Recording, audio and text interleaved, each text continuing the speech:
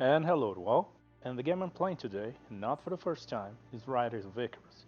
In my previous video, I was eager to check out the game and ended up making a mess of it. I give it now a little more attention so as not to play like a complete noob. Got my abilities all sorted out now. As you can see here, my potions, the two mouse buttons are for my fire spells. One is a fire bolt, the other you can charge. Here I have the same thing but with ice. Now why I keep it at 63 FPS? Well, it's because of this. Before the update, you could choose to cap it at 30 or 60 or leave it uncapped. The problem with it is that depending on the rig, you could go up to 300 FPS, and that's just stupid. It's just too much strain on a video card for nothing. They should have a limit of 90, or as they do now, 120. Now you choose 120 as the limit, and there you go. It actually stops a little above 120, so that you have some room in case it oscillates a bit. In this game, there are creatures which you can tame, and if you're successful, they can become a mount for you to call upon later. So I'm just gonna go ahead and call my unicorn, which I've tamed before, and there you go. Now I can move around riding a unicorn, moving a lot faster. Aside from having creatures as a mount, you can turn them into pets. And there you go, they work just like a familiar in RPG terms. You can no longer mount them. I don't think you can turn them back into mounts. They're smaller, and they can fight alongside you. See the little kangaroo over there? Before I turn him into a pet, I could mount it and ride it just like the unicorn. So let's just gonna go ahead and do some quests now. Now that I know how to play it better. He moves really slow though. I don't know how effective he can be. Of course, as the game's own name implies, later on you'll be able to tame winged creatures like dragons and pegasus and whatever else, and ride a flying mount around the world, which will be very cool. Let's go ahead and do this quest. There's my little familiar, my pet as they call it. I still look like a little girl, but I didn't want to change it because I spent too much time customizing and doing the facial look.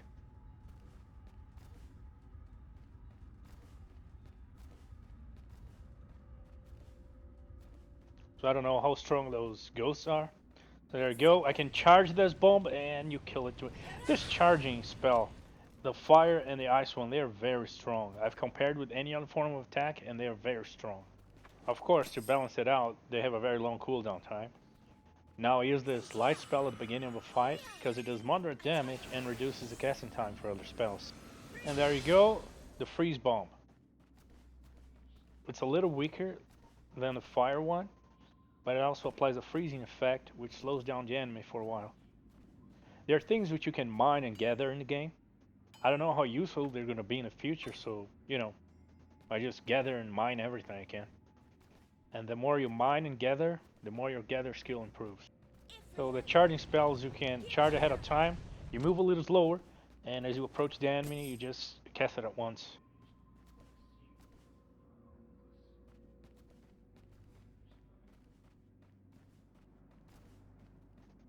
My fire bomb hasn't cooled down yet, so let's go with the ice one, and there you go, dead. Okay, leveled up, nice. Now let's see if I got any new skills. No, I don't think so. None of my old skills leveled up. That's it. Oh, I forgot about the blinking thing. Well, I don't get attacked. I kill things at a distance and hardly enemies get to approach me.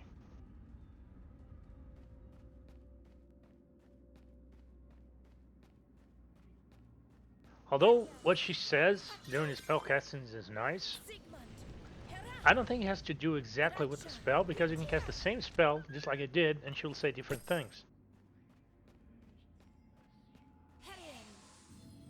Let's charge it so we can kill it at once. And if it doesn't kill it, he gets frozen and is slowed down.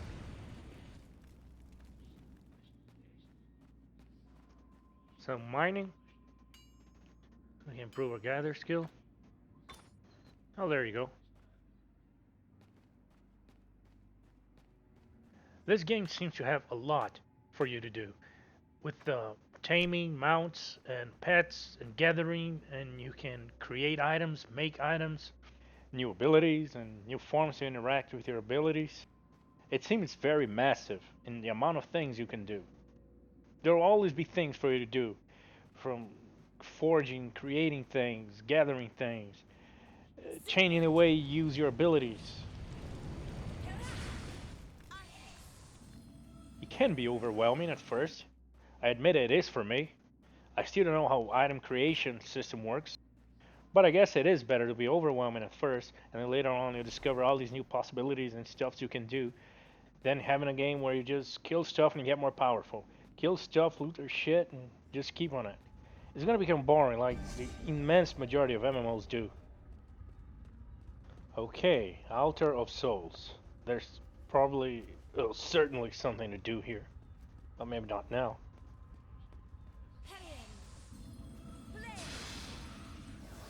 Bomb it and kill it. And my pet, Familiar, it doesn't seem to be doing much. I think it's just gonna get itself killed. Let's see how effective it can be. I'm not gonna kill it at once. Yeah, it doesn't do anything. I don't think it did any damage, and neither it stopped from coming after me. Which for wizard classes, in general, in RPGs in general, is what matters most. You fight at a distance, so usually you have tanks or familiars or whatever, so that the enemy can't come at you. I think I can kill it at once like this, no? Okay, I see it. It did some damage. See that little damage there? But still, it can't block the enemy from coming after me.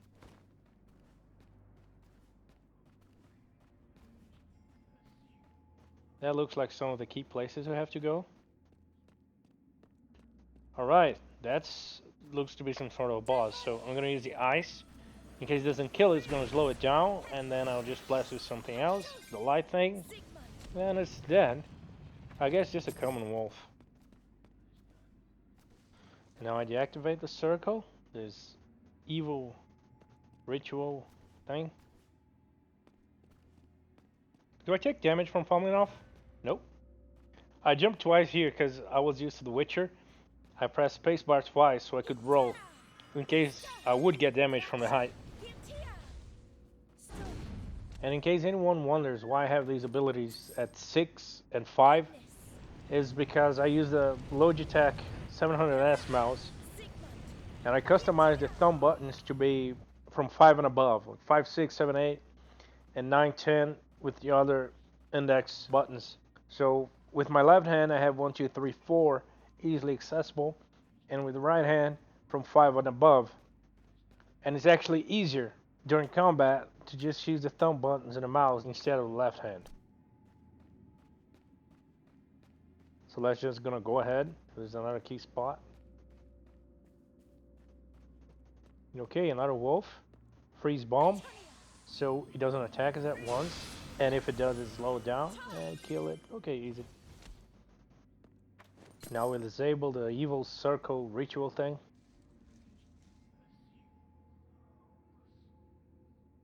Two out of 3. Like I said in my previous video, this game appeals heavily for sensuality.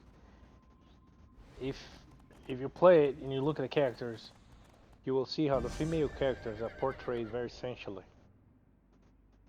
As for the familiars, they level up just by using them. Just by being activated around you, they level up automatically. Yeah, freeze and kill. And disable the evil circle. So my opinion on this game, it is very beautiful. It has very nice graphics for a free-to-play. I mean, really astonishing graphics for a free-to-play. But in the end, it's just like all the hundreds of MMOs out there. It has this third-person slash first-person style of view. And by that, I mean, it is third-person, but not isometric, like League of Legends or Dota. It has tons of stuff for you to do, from crafting, gathering, mining, and item creation and everything. But in the end, it's just, go to person X, get quest Y, and deliver something to Z. which is the same formula most MMOs have been used for a long time now.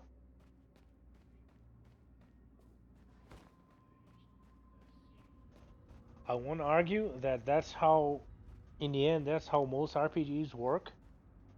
Get a quest, finish quest, get XP for quest, with some side quests on the side. But when you compare this to games such as The Witcher, you see this is very bland.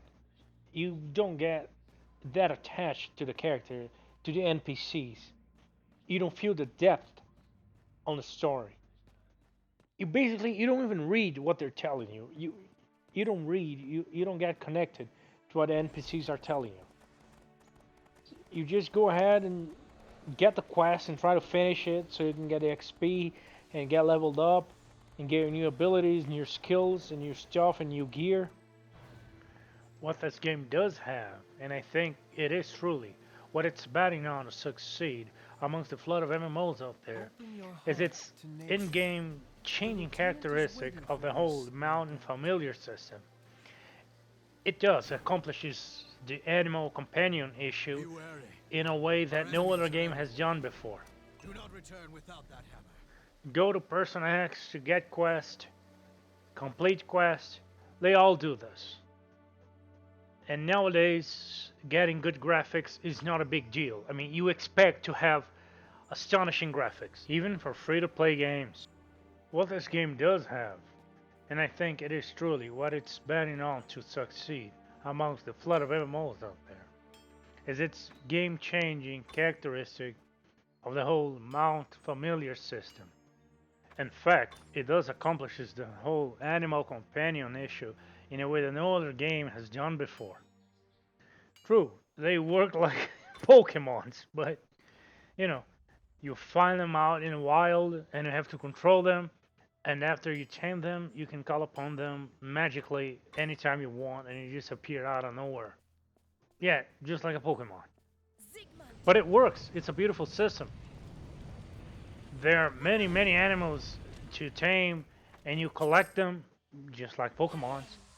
But eventually, you get very nice mounts, flying mounts, and dragon-like creatures. Which, as I've said before, I think this is what the game is going for to make its difference. But do I think it's worth it? If you're into this type of game, yeah, absolutely. I've played the old Dungeons and Dragons Online, the new Neverwinter, the Elder Scrolls Online, and I do think this game has something else to offer.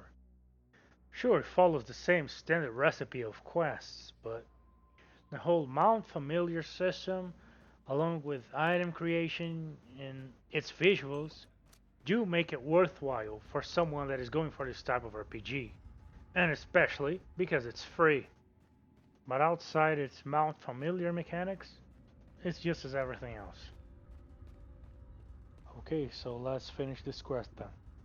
I gotta drink this potion, which supposedly makes me able to see ghosts. Alright. So, okay, we can attack it. Oh, okay, you gotta fight a lot of these ghosts. Well then, let's begin. Can't attack. Alright, so we get these reinforcements. So I still cannot attack. For some reason. Let's try to kill the common ghosts. Okay, it's done. Okay, so let's just then kill the ghosts and see what it leads to.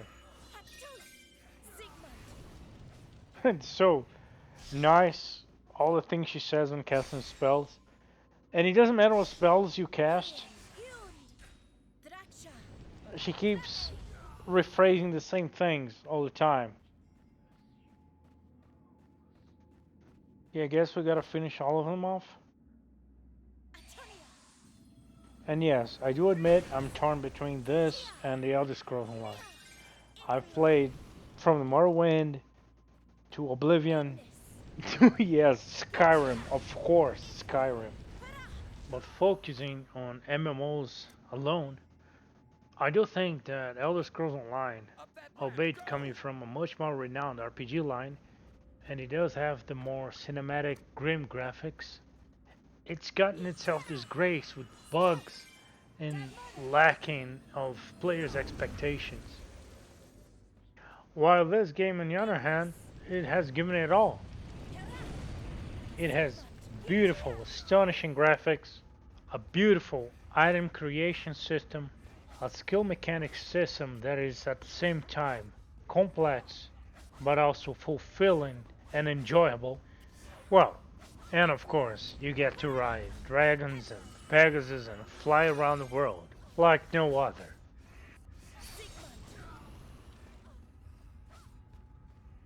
Well, we're just finishing up here, killing all the remaining ghosts.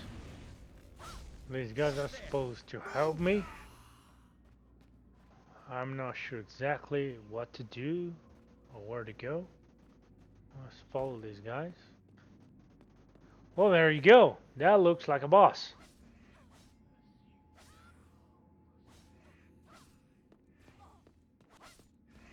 Use the light spell, which makes all my other spells have a lower casting time.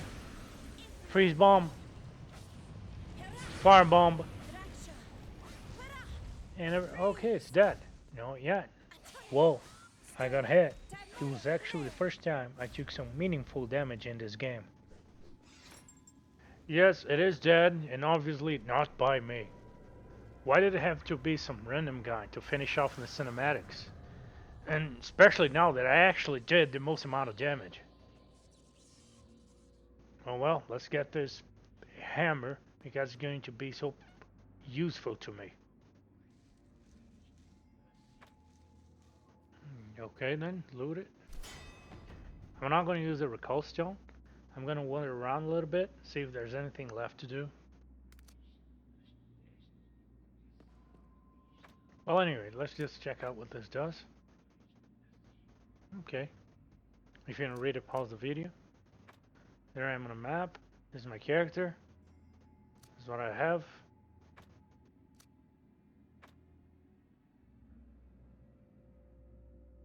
And well, like I said before, on my final thoughts, this game isn't that much different from many other MMOs out there, but it does have the system of mounts and taming creatures and make them into familiars and pets.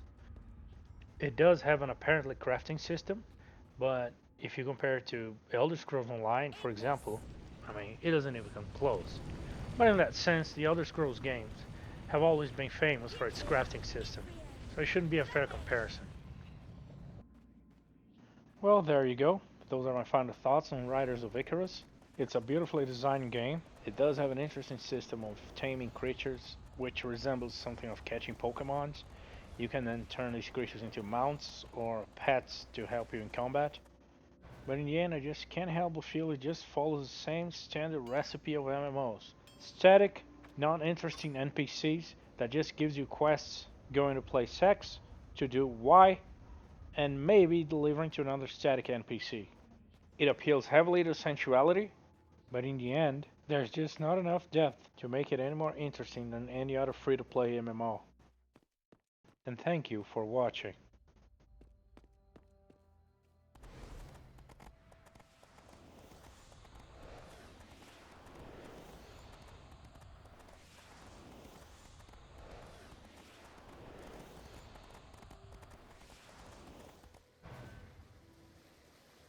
Be wary. Our enemies are everywhere. Crow is waiting for you at the Shimmerwood.